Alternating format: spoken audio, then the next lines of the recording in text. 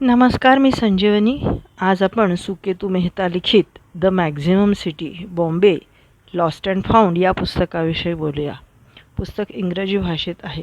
हाडाच्या पत्रकार असलेल्या मेहतांनी लिहिलेलं हे पुस्तक म्हणजे मुंबईतील अंडरग्राऊंड जगाचं इन डेप्थ रिपोर्टिंग आहे असंही म्हणता येईल. जेव्हा भारतीय लोक अमेरिकेत जाण्यास रांगा लावत आहेत, तेव्हा आता अमेरिकेत चांगले सेटल झालेला मी कुटुंबासह परत मुंबईत का परततोय असा प्रश्न प्रत्यक्ष वा अप्रत्यक्ष रीतीने नातेवाईक आणि स्नेही मंडळी यांनी त्यांना विचारले असल्याचे त्यांनी लिहिले आहे. पालकांनी अमेरिकेत कायम वास्तव्य करण्यास प्रयाण केले त्यावेळेस मेहतांचे वय अवघे 14 वर्षांचे होते.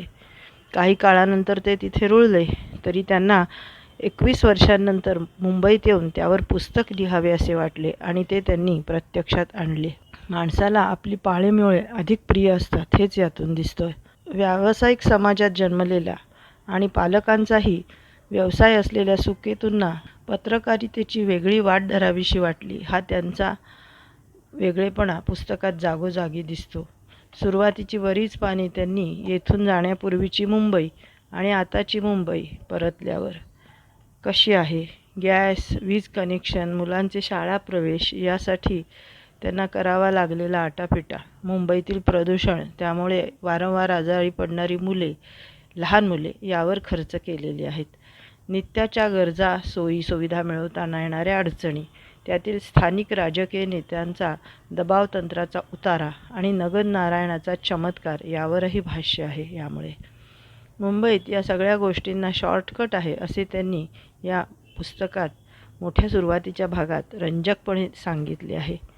या गोष्टी आता आपल्या अंगवळणी पडल्या आहेत, पण आयुष्याचा एक मोठा भाग पल्ल्याडच्या सरळसोट शिस्तीत घालवलेल्या मेहता यांच्या चष्म्यातून हे वर्णन वाचताना वेगळेच वाटते. मेहता यांनी ह्या सर्व गोष्टी गणिती सिद्धांत आणि गृहीतकांच्या वळणाने मांडतात. त्यामुळे अशा गोष्टी जरी आपल्यासाठी नित्याच्या असल्या तरीही वाचताना त्या तीव्रतेने जाणवतात आणि हे लेखकाचे यश आहे. तसेच पुढच्या पानांमध्ये आपल्यासाठी त्यांनी काय वाढवून ठेवले आहे हेही लक्षात येते. मेहता यांनी पुस्तकाच्या पहिल्या भागाला पॉवर असे नाव दिले आहे. पॉवर ऑफ अटर्नी या शब्दाचं कडबोळं ते पॉवर टोनी या शब्दात करतात. जे लोक पॉवर टोनी आहेत त्यांच्याकडे भ्रष्ट मार्गांनी स्वार्थ साधण्याच्या अनेक मार्ग, युक्त्या आणि संसाधने आहेत. या पॉवर टोनीने ते इतरांना मिंधे करतात आणि अंकित करतात. या साखळीत पक्षकार्यकर्ते, मोठे मोठे शासकीय अधिकारी आणि थेट नेतेही आहेत असे या पुस्तकात मांडले आहे. राजकारणी आश्रयदात्यांच्या सहाय्याने गुन्हेगारी टोळ्या हिंसा, लाचखोरी, ब्लॅकमेल आणि इतर साधने यांच्या ज्या मोडस ऑपरेंडी कामे करताना वापरतात त्यास सुकेतू उपरोधाने पॉवर टोनी म्हणतात. 1992 बाबरी मशीद तोडली गेली. त्यानंतर त्याला उत्तर म्हणून 1993ची बॉम्बस्फोटांची भीषण मालिका आणि त्यापाठोपाठ उसळलेले हिंदू मुस्लिम दंगे हे सगळं होऊन गेल्यावर आता बराच काळ लोटला आहे. या पुस्तकाची प्रथम आवृत्ती 2006 आली आहे. ह्यावरून साधारण काळाचा अंदाज येतो. मेहता यांनी जोगेश्वरीचा काही भाग निवडला आहे. येथे दंगे आटोक्यात आल्यानंतरही मुस्लिम बहुल वस्ती बराच काळ धुमसत राहिली होती. तेथील शिवसैनिकांच्या शाखा प्रमुखांच्या मुलाखती त्यांनी घेऊन त्यांच्या मानसिकतेबद्दल, त्यांच्या घरच्या परिस्थितीबद्दल तसेच त्यांच्या अपरिहार्यतेबद्दल बरेच काही लेखकांनी लिहून त्यावर उजेड पाडला आहे. या मुलाखती औपचारिक स्वरूपाच्या नव्हत्या. वारंवार भेटून विश्वासाचे आणि मित्रत्वाचे नाते त्यांच्यात निर्माण केलेले आहे. मुलाखतदारांनी यात उघड केलेली माहिती, त्यांच्या मनातील खदखद, त्यांनी नेमके काय स्वरूपाचे हल्ले केले होते, त्याबद्दल आता इतका काही काळ लोटल्यावर त्यांच्या काय भावना आहेत, त्यांची आत्ताची सामाजिक आर्थिक स्थिती, त्यांचे कुटुंबीय आणि मुले यांच्याविषयी, खास करून त्यांच्या मुलांनी पुढे काय बनावे ह्याविषयीचे विचार, ह्या सगळ्यातून जे काय रसायन निर्माण झाले ते मेहता यांनी वाचकांपुढे ठेवले आहे. यात त्यांनी अनेक मध्यस्थांची मदत घेतली आहे. तर पुढे बरेचदा एका साखळीतून एक साखळी निर्माण व्हावी तशी त्यांना पुढचे दुवे सापडत गेलेले आहेत. सर्वप्रथम त्यांची गाठ पडते सुनीलची. सुनीलचा आता त्याच्या व्यवसायात चांगला जम बसला आहे आणि तो समाजसेवा पण करतोय. कार्यकर्ता असलेला तो आता शाखा प्रमुख झाला आहे. पण दंगलीच्या काळात त्यांनी खून आणि इतर अत्याचार केलेत. पैसा सगळे जग चालवतो अशी त्याची श्रद्धा आहे. दंगेखोरांच्या विचारधारेइतकीच त्यांचा शैक्षणिक स्तर, आजूबाजूची परिस्थिती, त्यांची बेकारी, एक कार्यकर्ता म्हणून करिअर अशी अनेक अंगे कशी कारणीभूत असतात हे लेखकाने त्यातून निष्कर्ष काढलेत. सेनाप्रमुख बाळासाहेब ठाकरे यांचीही मेहता यांनी मुलाखत घेतली. मुळात मराठी माणूस ह्याला केंद्रबिंदू मानून सुरू झालेल्या या चळवळीचा हा परखड विचारांचा नेता आहे. राजकीय सत्ता मिळवण्यासाठी धर्माच्या मार्गाने जाऊन कट्टरपंथीय विचारांचे ते प्रवर्तन करतात. मेहता यांना ते अहंकारी आणि आत्मजागरूकतेचा अभाव असलेले वाटतात. ही अशी सर्व निरीक्षणे लेखक नोंदवतात. मुलाखतीआधी प्रचंड कडेकोट बंदोबस्तातून मेहता यांना जावे लागले. त्यावरून आणि त्यांच्याशी झालेल्या संवादातून लेखकाने ठाकरे यांच्या मानसिकतेचा लेखाजोखा मांडला आहे. व्यंगचित्रकार म्हणून आपल्या कारकिर्दीला सुरुवात करणारे बाळ ठाकरे हे अत्यंत शक्तिशाली आहेत असे मेहता नोंदवतात. तर मुलाखतीदरम्यान मी रिमोट कंट्रोल सरकार निर्माण करण्याची ताकद ठेवतो असं ठाकरे यांनी मेहता यांना सांगितल्याचे पुस्तकात येते. हिंदूंचा हिंदुस्थान अशी व्याख्या ते सरधोपट करतात. मुसलमानांनी पाकिस्तान किंवा बांगलादेशात स्थलांतरित व्हावे असे ते सुकेतूंपाशी बोलल्याचे पुस्तकात आहे. ठाकरे यांच्या प्रतिष्ठा आणि स्थानामुळे त्यांच्याकडे तरुण लोकांचा प्रचंड कल आहे. शिवसेना सुप्रीमो ते त्यांच्या बॉलिवूड स्टार्सवरील प्रेमासाठी ओळखले जातात.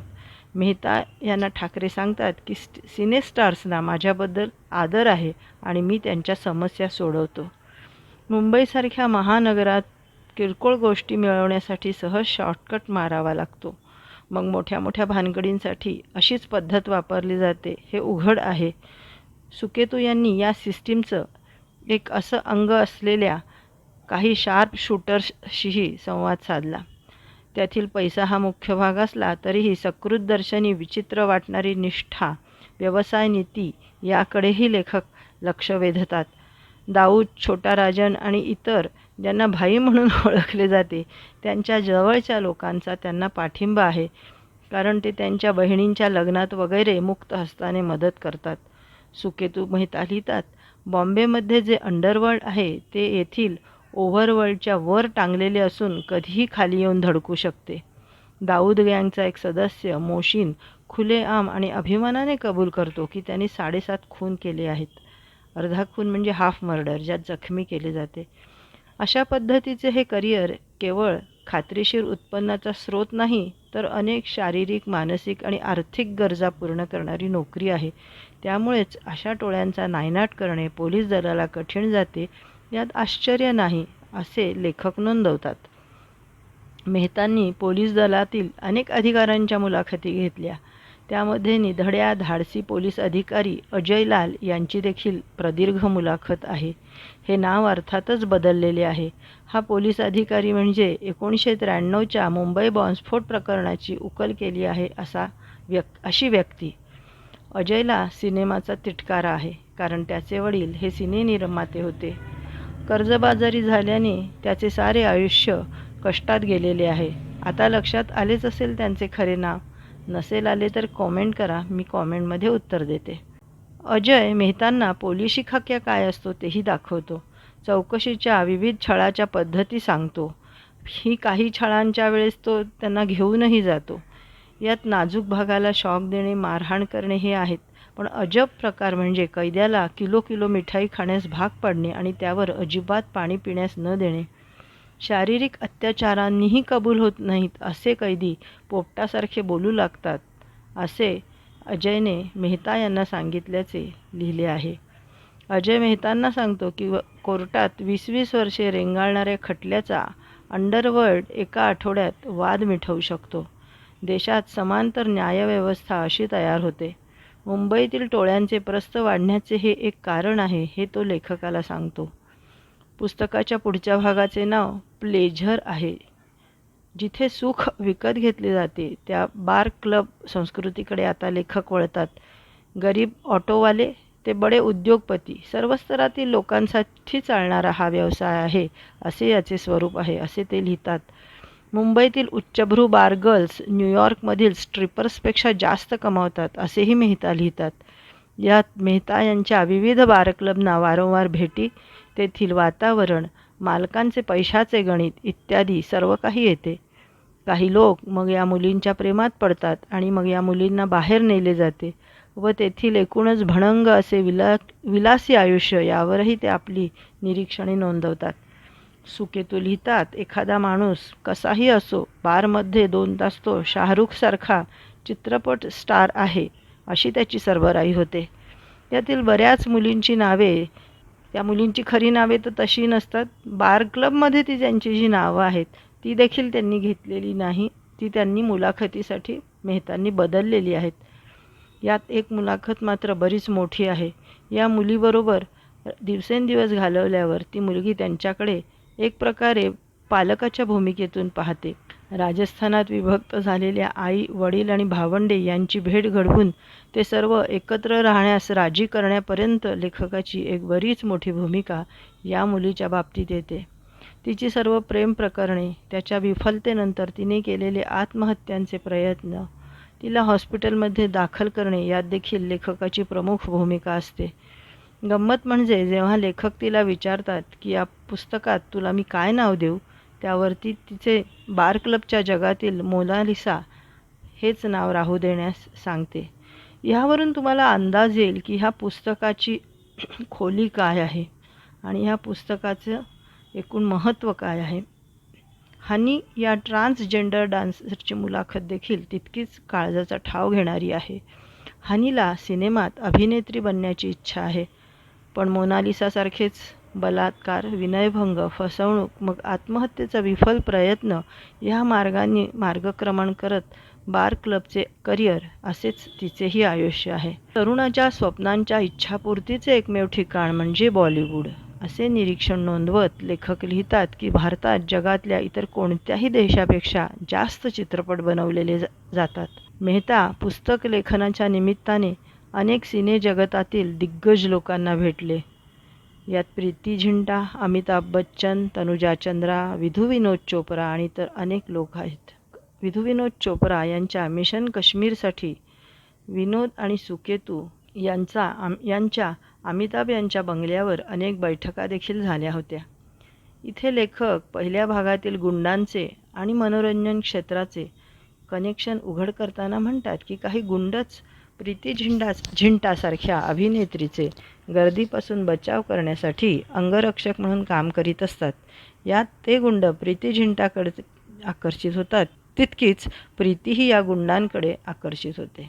भारतीय चित्रपटसृष्टीच्या मातृत्व, देशभक्ती आणि सामाजिकरित्या मंजूर विवाहाच्या मर्यादेतील खरे प्रेम ह्या 3 कायमस्वरूपी थीम आहेत असे सुकेतू लिहितात. सेन्सॉर बोर्डाचे कळीचे मुद्दे म्हणजे धार्मिक भावना दुखावता कामा नये आणि मोठ्या राजकीय नेत्यांचे चारित्र्य हनन करू नये हे होय असेही त्यांनी लिहिले आहे. आज जेव्हा कित्येक सुमार प्रचार चित्रपटांची सद्दी आहे, तेव्हा हे सलोखा निर्माण करणारे नियम धुडकावून लावले गेले आहेत हे आपल्या सहज लक्षात येते. परंतु लेखक म्हणतात की त्यामुळे हॉलिवूडसारखे जळजळीत उघडे वास्तव दाखवणे बॉलिवूडला शक्य नाही. पुस्तकाचा अंतिम भाग पॅसेज या नावाने येतो. आधीच्या 2 भागात आपल्या मध्यमवर्गीय सरळमार्गी मेंदूला झिणझिण्या आणणाऱ्या लेखनानंतर आता लेखकाला आशेचे किरण दिसतात. एकूणच या भागात वाईट आणि वाईटातून चांगले असे शेवट गोड करण्याचा प्रयत्न वाटतो. मेहता यांचा शाळेत सत्कार असतो, त्यानिमित्ताने ते जुन्या शाळेला प्रथमच भेट देतात. आता त्यांच्या सन्मानाचा कार्यक्रम असला तरी त्यांच्या मनात आपली जुनी शाळेची आठवण आणि छबी आहे. येथेच शिक्षक शिक्षिकांकडून शिस्त आणि अभ्यास करण्यात कुचराई केली म्हणून त्यांनी खरपूस मार खाल्लेला असतो. त्याच्या कडू आठवणी आणि प्रसंग डोळ्यापुढे त्यांच्या तरळत असतात. शाळेत प्रगती आता होऊन 1800च्या आसपास विद्यार्थी संख्या झाली आहे. पूर्वीची मध्यमवर्गीयांसाठीची शाळा असे स्वरूप बदलून ती आता उच्च मध्यमवर्गीयांची झाली आहे. नवीन सरकारी धोरणानुसार शाळांना गरीब विद्यार्थ्यांचा कोटा घेण्याची सक्ती आहे. यावर सुकेतूचा चुलत भाऊ आता तुमच्या ड्रायव्हरचा मुलगा तुमच्या मुलाच्या वर्गात एकत्र शिकू इच्छितो अशी टीका करतात. जे त्यांना असामाजिक वाटते. सुकेतू म्हणतात की याच शाळेत त्यांची 9 वर्षे छळवणूक झाली, मात्र त्यामुळे त्यांना शिस्त लागली आणि चांगले शिक्षणही मिळाले. परंतु याचेच जनरलायझेशन करताना ते म्हणतात की जेव्हा केव्हा एखाद्या भारतीयाला जगात कुठेही फटका बसतो, तेव्हा त्याला त्याच्या शालेय दिवसांची लगेच आठवण येते. आपणही आपल्यावर अन्याय झाला तसाच केला होता हे आठवून त्यांचे मन ओशाळते. लहान असताना उर्वेश नावाच्या एका मित्राची आई वारली होती. त्यावेळेस त्यांनी त्याला आपण चिडवले होते याची ती कडू आठवण लेखकाचे मन या प्रसंगी किती तरल झाले होते ते सांगते. लेखकाला असे वाटते की संपूर्ण भारतातील लोक चुंबकासारखे मुंबईकडे खेचले जातात. ते आपले जीवनमान स्वाभिमानाने वरच्या स्तरावर घेऊन जाऊ शकतील या आशेनेच येतात. आपली भौतिक प्रगती करण्यासाठी ते कसे तरी गचडीने, घाणीत आणि इतर सर्वसामान्य बाबींकडे दुर्लक्ष केले पाहिजे या भावनेने ते मुंबईत राहत आहेत. मुंबईला सोने की चिडिया संबोधून लाखो लोक अजूनही दरवर्षी मुंबईत अक्षरशः ओतली जात आहेत याकडे ते लक्ष वेधतात. झोपडपट्टीवासी घाणीच्या साम्राज्यात राहत सोन्याची स्वप्ने पाहतात असा विचार लेखक मांडतात. त्यांनी जोगेश्वरीच्याच झोपडपट्टीत राहणाऱ्या गिरीश या नवोदित तरुण उद्योजकाची मुलाखत घेतली आहे. हा युवक एकीकडे कॉम्प्युटर प्रोग्रॅमिंग शिकतोय तर दुसरीकडे फोनची इन्स्ट्रुमेंट्स विकत आहे. हे असे एकच उदाहरण तरी असे अनेक जण आहेत की जे 2 नोकऱ्या करून जगत आहेत असे लेखक म्हणतात. गिरीश आणि त्याचे 7 कुटुंबीय अनेक वर्षांपासून एका झोपडीवजा खोलीत राहत आहेत.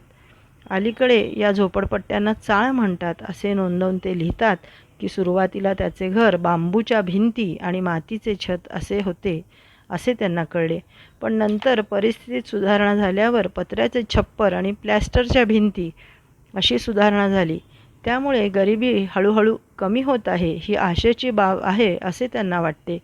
आज जेव्हा गिरीशच्या कुटुंबाची आणखी प्रगती झाली तेव्हा त्यांनी मीरा रोड येथे एका इमारतीत फ्लॅट बुक केला आहे.